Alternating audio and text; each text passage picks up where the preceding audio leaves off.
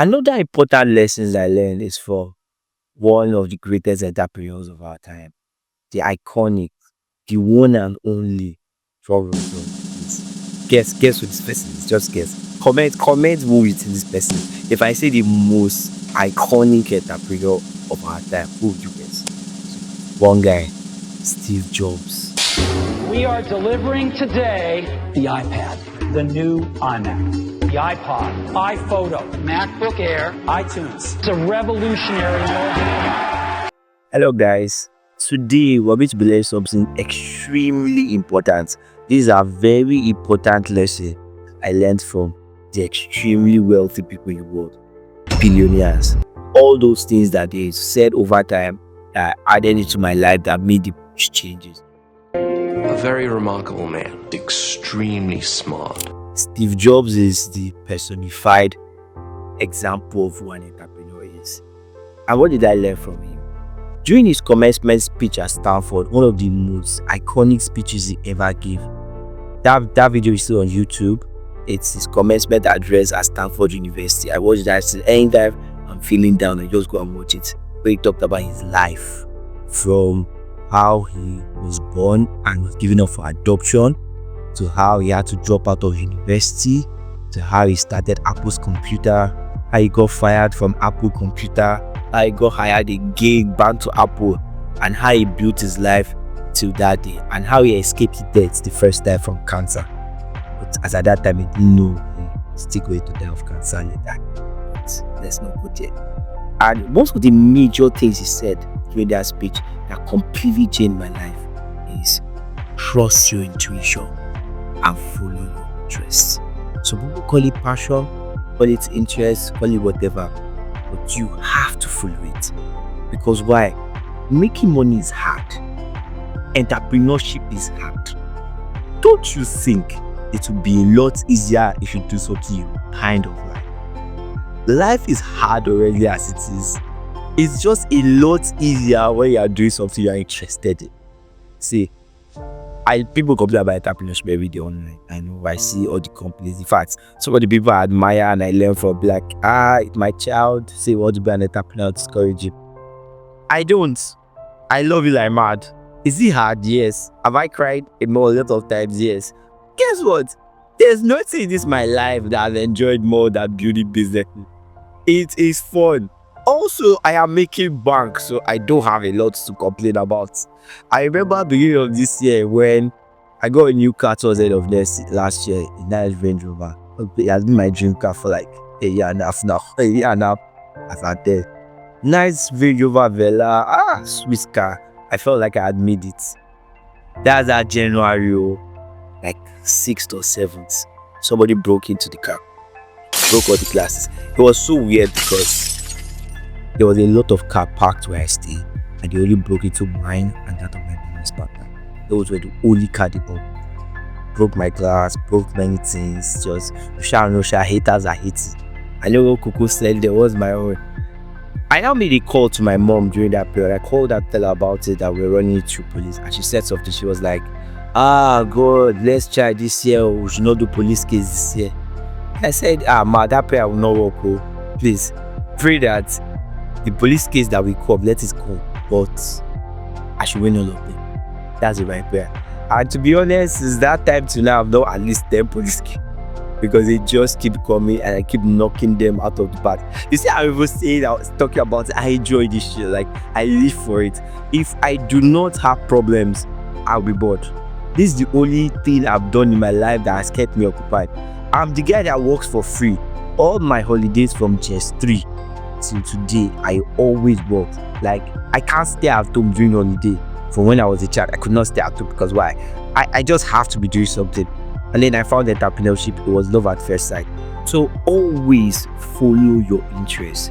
Always follow your intuition. Because how do you find your interest? It's a mix of what you like and what your intuition tells you to do. Your God's feeling. You have to trust it. It's the same thing for your work. It also applies for your relationship. Do not date somebody you are not excited about. Like, there's no point. Like, if you're not excited about president, I think one of the major issue people have is they feel like they will never find it. But the thing is that you will, and if you don't, it's better not to. As I'm talking about relationship, for work, you still have to work because you need money. But also, one thing about something you work on it, the reason most people have not found this is they're not looking for it. They've gotten a job, they're just doing their job, and there's no space. They've never taken a break because the rat race is hard to come out of. You finish school, you enter, you get a job. Now you actually need to pay rent, you need to pay this, you need to pay that. So you start your job, the job keeps going, and every day there's a new thing you need to do to promote, to make more money. Every day there's something that is going on. You will never take that break to actually pause and say, what do I actually like in my life? Is this work the work I really want to do for the rest of my life? What am I interested in? Now, the bad thing about this question is, the longer you take to answer this question, the harder it is to actually answer it and implement it. If you do it early, you get the benefit of it. I was able to be lucky enough to start asking this question when I turned 18. And by 20, I was clear that, okay, entrepreneurship is the love of my life in terms of work. And I went all in. And in fact, best thing I ever done in my life. When I was dropping out of uni, because when I found out, I'm like, there's no reason to school again now. And I was studying engineering. I was like, it's engineering. I don't do this engineering. I want to be an entrepreneur. I dropped out 211 went to start a business. And now I'm like, thank God, though. Hey, every day I'm like, thank God, because I'm chopping life, bro. If I didn't do it, hey, I can't even imagine where my life would be. I check out my course mates. I met my business partner always talking about that. Oh, this guy is doing this. Funny enough, none of them is practicing engineering. None is practicing engineering, and it's still the same rat race of moving from one place to another. You might not be as opportune or lucky as I am, but wherever you are, you have to ask that question. You have to start plotting. Even if you are in the middle of something, you can start saving up money to buy you time to say, okay, let me go and do something I'm interested in. Let me tell you something. Life is competition, right? Life is competition. You are always competing. Whether you are getting a job, you are running a business, right? Competition. Now the competition is with other people. So if you are the best, you win. Now, what are the chances if you hate entrepreneurship that you are going to beat me and I love it? What are the odds? Because me, I work Sunday to Sunday and I'll be happy. I'll be pumped. You work 9 to 5. I feel like your life is going off. You are going to die next week. You will never beat me because I will beat you every other day. Same thing with that job you are currently in now. If you actually don't like it, you will be stuck eventually because the guys that like it will eventually beat you.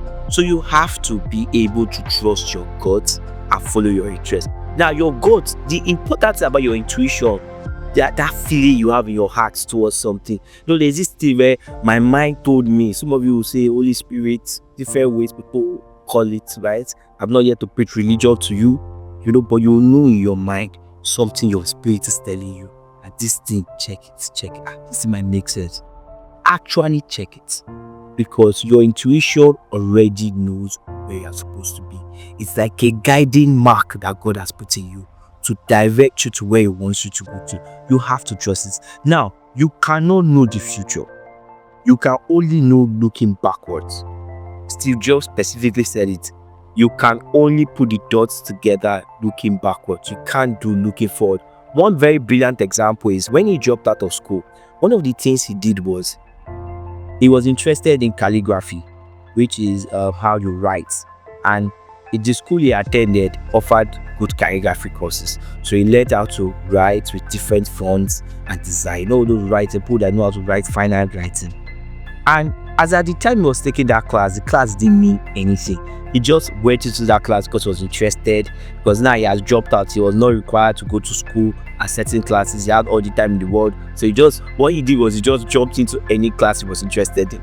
So he entered that class, he learned how to write, he learned about different font face, sans serif, bold typeface and different typeface. And when they were designing the Macintosh, that particular experience became relevant. That is exactly why when they designed the Macintosh, which is one of the first personal computers, it now had different font face, which is sans serif font. If you're a designer, probably know I'm talking about all those different font face. And since Microsoft, according to what he said, just copied them, It's the same reason why all Microsoft computers have different front faces. Because what? Steve Jobs jumped into a class one time because he was just interested in it. Learn to trust your intuition, learn to follow your interests so that you can win ultimately in life. Now, if you've loved this video, you've really gained a lot from this. Like, subscribe, follow. There's going to be more.